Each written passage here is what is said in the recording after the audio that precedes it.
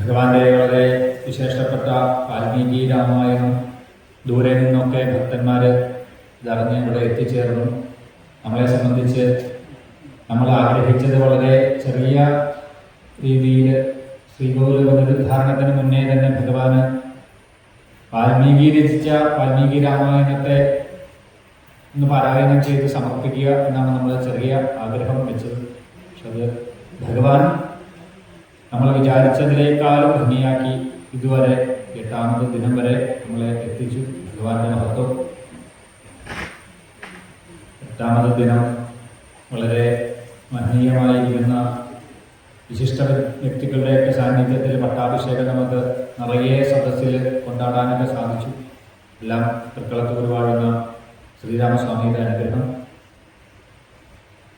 വിഘ്നേശ്വരം ശരഗണാർച്ചിതപാദപത്മം ലംബോദരം ഗിരിസുതാതനയം വരേണ്യം ശൂലീസുതം ഗണപതിം വിദുമേകദന്തം വന്ദേ ഗജാനനമഹം കരുണാവയോനിധിം മാതാപിതായോദസ്തനയാ വിഭൂതി സർവം യദേവ യമേന മതന്മയാനം ആദ്യസ്ഥ നക്കുലപദേർവകുലാഭിരാമം ശ്രീമത്തദം ധീകുളം പ്രണമാമി മൂർധന യോ നിത്യമച്യുതപദാംബുജയുഗ്മരുഗ്മവ്യാമോഹിതസ്തതിരാണി തൃണായമേനെ അസ്മദ്ഗുരോ ഭഗവതോസ്യ ദയൈകസിന്ധോ രാമാനുജസ്യേരണോ ശരണം പ്രപദ്യേ ഭൂതം സരശ്ച മഹദാപൈ ഭക്തനാഥ ശ്രീഭക്തിസാരകുലശേഖരയോഗിവാഹാൻ ഭക്താംഗ്രിരേണം പരകാലയതീന്ദ്രമിശ്രാൻ ശ്രീമത്പരാങ്കുശമുനിം പ്രണതോസ്മി നിത്യം.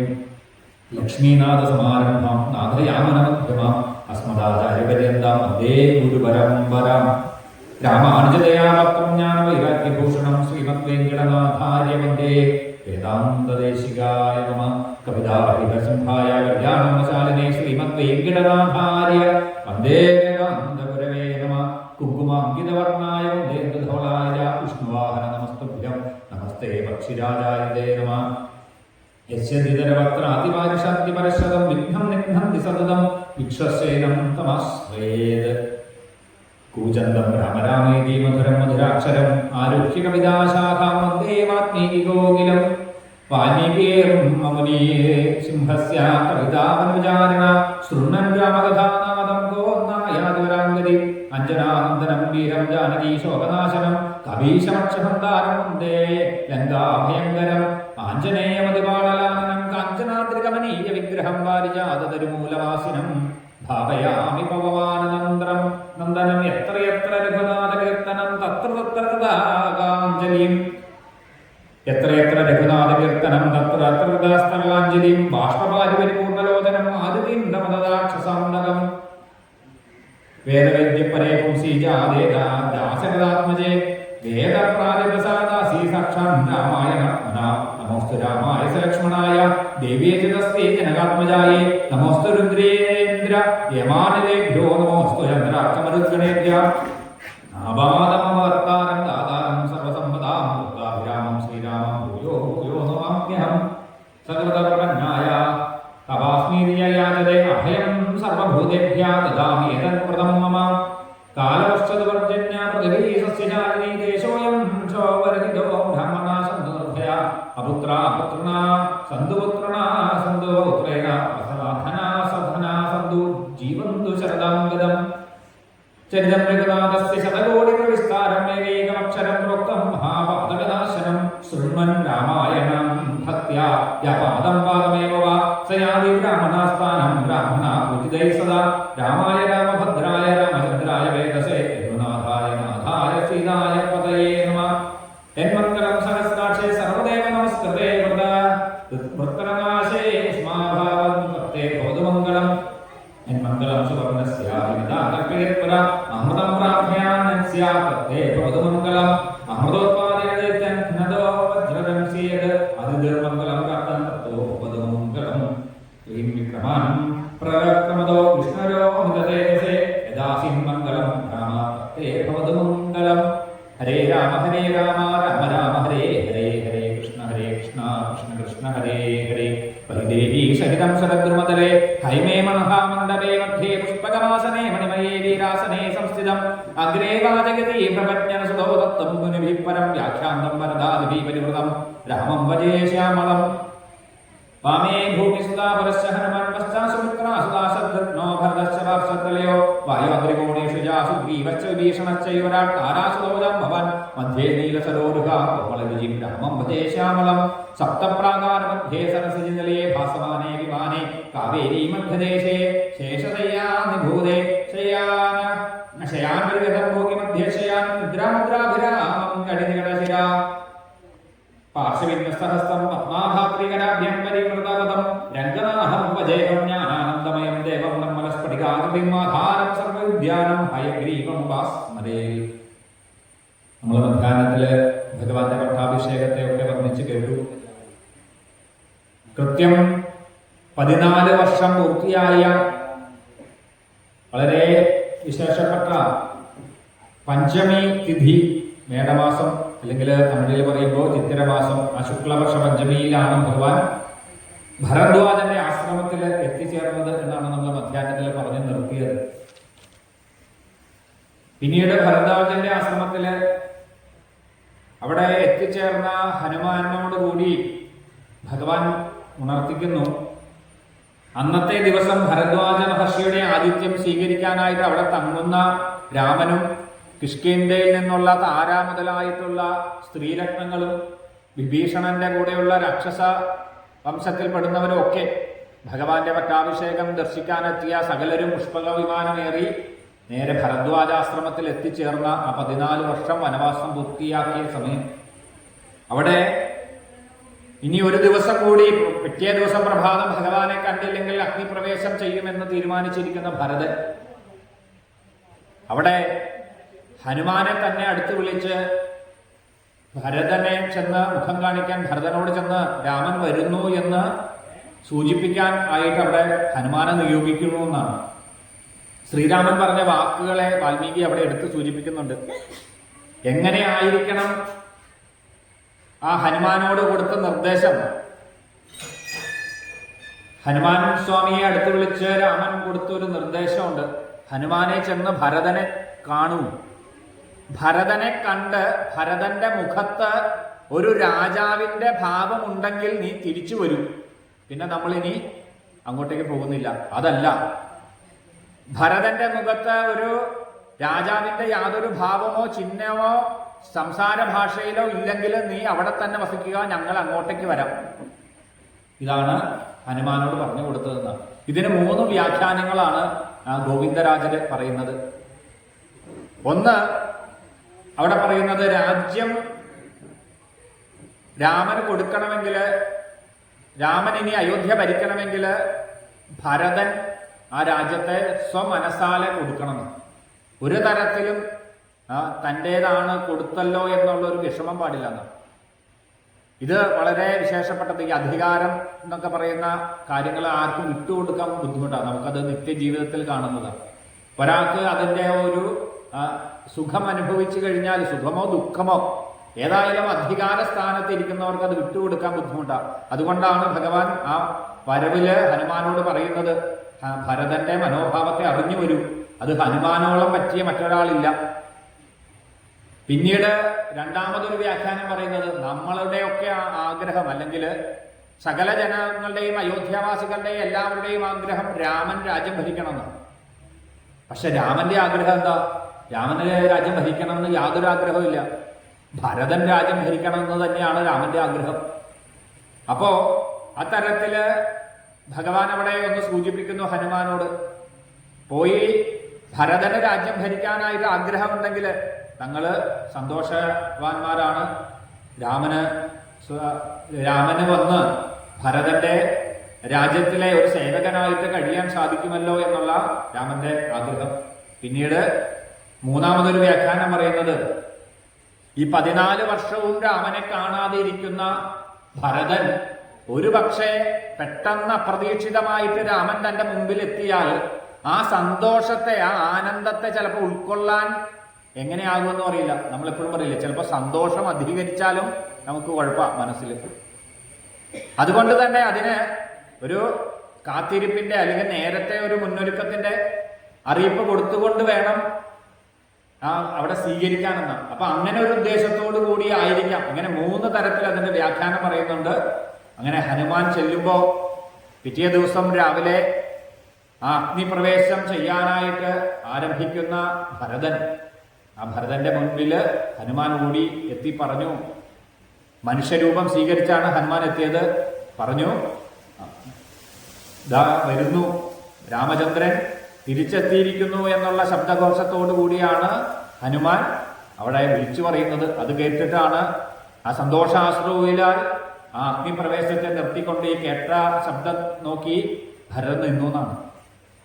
ഇത് കഴിഞ്ഞ ദിവസവും നമ്മൾ കേട്ടു.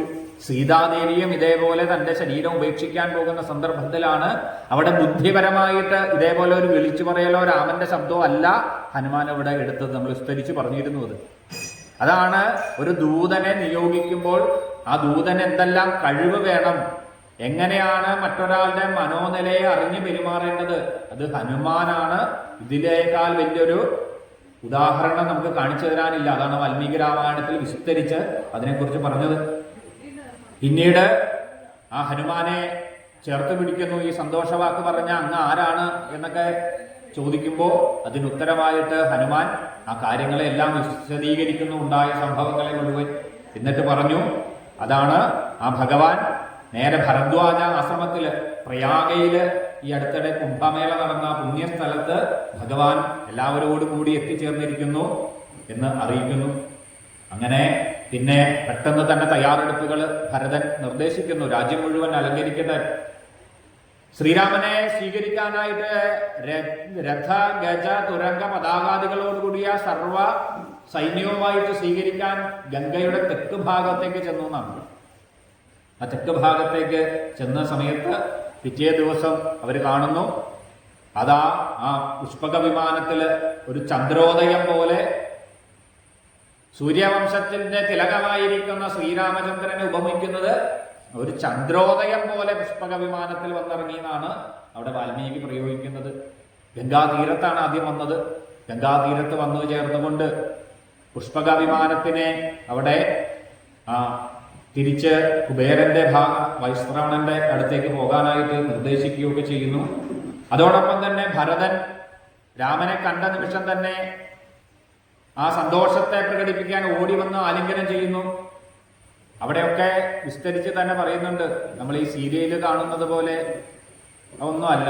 ഇത്രയും വർഷം ജടാമുടികളൊക്കെ രണ്ടുപേരും കാട്ടിലെ രാമനാണെങ്കിൽ അതിനെപ്പോലെ തന്നെ കാട്ടിലെ ആഹാരവും കഴിച്ച് അതോടൊപ്പം തന്നെ ജടാമുടികളൊക്കെ വളർത്തിയ ആ ഭക്തോത്തമനായ ഭരതനും അതോടൊപ്പം തന്നെ രാമനും രണ്ടുപേരും ആലിംഗനം ചെയ്യുന്ന പരസ്പരം മാതാക്കളെയും സഹോദരന്മാരെയും ലക്ഷ്മണനെയും ശത്രുഘ്നെയും ഒക്കെ മാറി ആലിംഗനം ചെയ്യുന്നതും ഓരോരുത്തരും പരസ്പരം അങ്ങനെ അഭിവാദ്യങ്ങൾ ചെയ്യുന്ന ആ രംഗങ്ങൾ ഇത് കണ്ട് വാനരന്മാരൊക്കെ പരസ്പരം പറഞ്ഞു എന്നാണ്. എത്ര സഹോദരങ്ങളുടെ കഥയാ രാമായണത്തിൽ പറഞ്ഞത്. കിഷ്കിന്ധയില് ഇതേപോലെ ഒരു സഹോദര കഥ പറഞ്ഞു, വാലിയും സുഗ്രീവനും തമ്മിലുള്ള. പിന്നീട് ലങ്കയില് രാവണനും കുംഭകർണനും തമ്മിലുള്ള ഒരു സഹോദരന്റെ കഥ പറഞ്ഞു.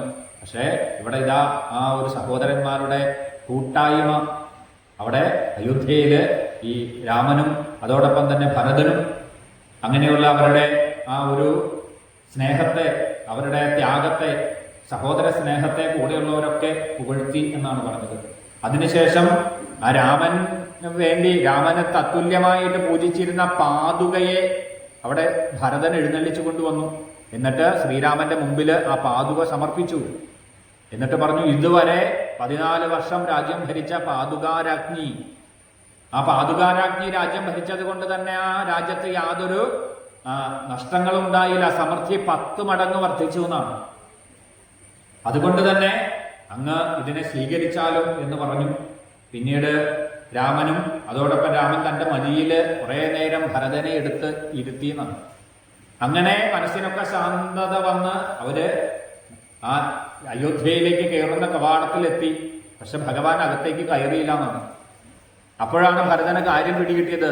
ഭഗവാൻ ന്യായം അല്ലെങ്കിൽ നീതിബോധമുള്ള രാജാവായതുകൊണ്ട് തന്നെ വനവാസത്തിന് വിധിക്കപ്പെട്ട, നമ്മൾ ആദ്യം പറഞ്ഞു, അതൊരു ശിക്ഷയാണ്. മറ്റൊരു തരത്തിൽ പറയുമ്പോൾ ഒരാളെ വനവാസത്തിന് വിടുക എന്ന് പറഞ്ഞാൽ ഇയാള് ചെയ്ത ഒരു കുറ്റത്തിന്റെ ശിക്ഷയായിട്ടാണ് കൊടുക്കപ്പെടുന്നത്. ഇവിടെ ആ രാമനോട് ആ ശിക്ഷ കാലയളവ് കഴിഞ്ഞു എന്ന് രാജ്യത്തിലേക്ക് സ്വീകരിച്ചാൽ മാത്രമേ രാമൻ അകത്ത് പ്രവേശിക്കാൻ പറ്റൂ. ഇത് മനസ്സിലാക്കിയ ഭരതൻ അവിടെ പറയുന്ന ഭഗവാനോട്, രാമനോട് തിരിച്ച് അയോധ്യയിലേക്ക് പ്രവേശിക്കാനായിട്ട് പറയുന്നു. പിന്നീട് അവിടെ പറഞ്ഞു, പൂജിത മമാമിക മാത ദത്തം രാജ്യമിതം മമ ദദാമി പുനസ്തുഭ്യം യഥാ ത്വമ ദദാമമ. ഇതാണ് വളരെ വിശേഷപ്പെട്ട ഒരു ഭാഗം. ഭരതൻ എന്താ പറഞ്ഞത്? പൂജിത മമാമിക മാത, ആ അമ്മയായിരിക്കുന്ന കൈകേയിയുടെ നിർദ്ദേശത്തെ തുടർന്ന് എന്നിലേക്ക് എത്തിച്ച ആ ഒരു രാജ്യത്തെ, ദത്തം രാജ്യം ഇതം മമ, അങ്ങനെ എന്റെ കൈവശം വന്ന ആ ഒരു രാജ്യത്തെ തദാമി പുനസ്തുഭ്യം യഥാ ത്വാമ ദദാമമ, ഇതാ ഞാൻ സന്തോഷത്തോടു കൂടി രാമ അങ്ങേക്ക് തന്നിരിക്കുന്നു എന്ന് അവിടെ പറയുന്നു. അങ്ങനെ രാമൻ അതിനെ സ്വീകരിക്കുന്നു. എല്ലാവരും കൂടി സന്തോഷമായിട്ട് പട്ടാഭിഷേകത്തിന്റെ ഉള്ള ഒരുക്കങ്ങൾ അവിടെ സൂചിപ്പിക്കുന്നുണ്ട്. ആ ഭഗവാന്റെയൊക്കെ ആ ഒരു രൂപത്തെയൊക്കെ മാറ്റിയെടുക്കാനായിട്ട്, ജടാമുടിയൊക്കെ മാറ്റാനായിട്ട് അവിടെ ക്ഷൗരം ചെയ്യാനൊക്കെ ആളെ വിളിക്കുന്നു എന്നൊക്കെ ഇവിടെ സൂചിപ്പിക്കുന്നത് തന്നെയുണ്ട്. അങ്ങനെ ഇതെല്ലാം നിർവഹിച്ചുകൊണ്ട് രാമനും അതോടൊപ്പം തന്നെ കൂടെയുള്ളവരെല്ലാം ഒരു മുഹൂർത്തത്തെ അന്വേഷിക്കുമ്പോൾ വസിഷ്ഠ മഹർഷി തന്നെ പറഞ്ഞു, നാളെ രാവിലെ മുഹൂർത്തമുണ്ട്, പക്ഷേ ഒരു ചെറിയ കുഴപ്പം, സമുദ്രജലം വേണം, 7 സപ്തദ്വീപങ്ങളുടെ ജലം വേണം, പുണ്യനദികളുടെ ജലം വേണം. അത് പെട്ടെന്ന് എങ്ങനെ സംഘടിപ്പിക്കുമെന്ന് ചിന്തിക്കുമ്പോഴാണ് സുഗ്രീവൻ പറയുന്നത്, എൻ്റെ കൂടെ വാനരസേനയുണ്ട്, അവര് എത്രയും പെട്ടെന്ന് പോയി വരും. അങ്ങനെ വാനരസേനയ്ക്ക് നിർദ്ദേശം കൊടുക്കുന്നു. അവിടെ ജാമ്പവാനും അതോടൊപ്പം തന്നെ ഹനുമാനും ഉൾപ്പെടെയുള്ള വളരെ വിശേഷപ്പെട്ട കുറച്ച് വാനരന്മാർ അതിന് തയ്യാറായിക്കൊണ്ട് ഈ സാഗരങ്ങളിൽ നിന്നുള്ള ജലവും അതിനു വേണ്ട കലശത്തിന് വേണ്ട വസ്തുക്കളെയൊക്കെ കൊണ്ടുവന്ന് ഭഗവാന്റെ സമീപത്ത് വെക്കുന്നു. പിന്നീട് അവിടെ പറയുന്നത്, രാമന്റെ ഇടതുവശത്ത് സീതാദേവി ഇരുന്നു. അതാണ് വിവാഹത്തിനൊക്കെ മുമ്പ് ആദ്യം ഇടതുവശത്ത് ഇരിക്കുന്നത്, പിന്നീട് വലതുവശത്തേക്ക് മാറുന്നത്. അപ്പോൾ പട്ടാഭിഷേകം ചെയ്യുമ്പോൾ അവിടെ ദേവി ഇടതുവശത്ത് ഇരുന്നു രാമനോടൊപ്പം. അത് കഴിഞ്ഞ് 8 ഋഷിമാര്, ഇന്ദ്രന് 8 വസുക്കളാണ് ഇന്ദ്രനായിട്ട് അഭിഷേകം ചെയ്യുന്നതെങ്കിൽ ഇവിടെ അയോധ്യയില് വസിഷ്ഠൻ, വാമദേവൻ, ജാബാലി, കാശ്യപൻ, കാത്യായനൻ, അതോടൊപ്പം തന്നെ സുയജ്ഞൻ, ഗൗതമൻ, വിജയൻ, ഇങ്ങനെയുള്ള 8 ഋഷിമര്യന്മാരോട് കൂടി ചേർന്ന് ആ കലശത്തെ ഭഗവാൻ അഭിഷേകം ചെയ്ത് രാമനെ പട്ടാഭിഷേകം ചെയ്ത് രാമരാജ്യത്തെ നയിക്കാനായിട്ട് ഏൽപ്പിക്കുന്നു. സുഗ്രീവനും വിഭീഷണനുമൊക്കെ ചാമരവും മറ്റ് വാദ്യങ്ങളുമൊക്കെ വാനരന്മാർ മുഴക്കിക്കൊണ്ട് ദേവതകളൊക്കെ പുഷ്പവൃഷ്ടിയൊക്കെ നടത്തി ആ മനോഹരമായിരിക്കുന്ന രംഗത്തെ, ശ്രീരാമ പട്ടാഭിഷേകത്തെ നമ്മളും മനസ്സിൽ അനുഭവിച്ചുകൊണ്ട് ആ ഭഗവാന്റെ 8ാമത് ദിനം വളരെ വിശേഷപ്പെട്ട ആ സന്ദർഭത്തെ മനസ്സാൽ നമ്മൾ സ്വീകരിച്ച് നമുക്കും ഭഗവാന്റെ അനുഗ്രഹം എടുക്കാൻ സാധിക്കട്ടെ എന്ന് പറഞ്ഞുകൊണ്ട്, വാമേ ഭൂമിസുധാ പുരശ്ച ഹനുമാൻ പശ്ചാത് സുമിത്രാസുധാ ശത്രുഘ്നോ ഭരതശ്ച വാർഷദ്ദലയോ വായുവാദ്രി കോണേഷുജ സുഗ്രീവശ്ച വിഭീഷണശ്ച യുവരാട് താരാസുതോ ജാമ്പവാൻ മധ്യേ നീല സരോരുഹ കോമളരുചിം രാമം ഭജേ ശ്യാമളം. അങ്ങനെ വൈദേഹിയുടെ കൂടെയിരിക്കുന്ന വളരെ വിശേഷപ്പെട്ട രാമനെ മനസ്സാൽ കണ്ടുകൊണ്ട് നമുക്ക് ഭഗവാന്റെ കീർത്തനങ്ങളിലേക്ക് കേൾക്കാൻ തയ്യാറാകാം. ഇവിടെ കീർത്തന ഭജന ഉടനെ തന്നെ നടത്തപ്പെടും. ആ സമയത്ത് പറ്റുന്ന സജ്ജനങ്ങളൊക്കെ അവിടെ അതിന് അവർക്ക് വേണ്ട എല്ലാ തരത്തിലുമുള്ള ആ ഏറ്റുജപിക്കല് മുതലായ കാര്യങ്ങളൊക്കെ ചെയ്തുകൊണ്ട് ഈ വൈകിട്ട് ദിവസം നാളത്തെ വളരെ വിശേഷപ്പെട്ട പുനരുദ്ധാരണ ചടങ്ങിന് മുന്നോടിയായിട്ടും ഇന്ന് പട്ടാഭിഷേകം പാരായണം ചെയ്ത് ഇന്ന് വൈകിട്ട് ഈ സമയം തൃക്കുളത്തൂര് ശ്രീരാമസന്നിധി നാമജപത്താൽ മുഖരിതമാകട്ടെ. ഭഗവാന്റെ എല്ലാ അനുഗ്രഹവും എത്തിച്ചേർന്ന എല്ലാ സജ്ജനങ്ങൾക്കും ഉണ്ടാകട്ടെ. ഇന്ന് രാവിലെ മുതൽ ഇവിടെ എത്തിച്ചേർന്ന നിരവധി ദൂരദേശത്തു നിന്നും അറിഞ്ഞറിഞ്ഞ ഭക്തന്മാരോട് വരുന്നുണ്ട്. അവരും അതോടൊപ്പം തന്നെ സ്ഥിരം ഇവിടെ എത്തിച്ചേരുന്ന എല്ലാ സജ്ജനങ്ങളെയും സാക്ഷാൽ ശ്രീരാമന്റെ പ്രതിരൂപമായിട്ട് കണ്ട് എല്ലാവരുടെയും പാദങ്ങളെയും നമസ്കരിച്ചുകൊണ്ട് 8ാം ദിനത്തെ ചടങ്ങുകൾ ഭഗവത് പാദത്തിൽ ഈ ഭജനയാണ് നടത്തപ്പെടുന്നത്.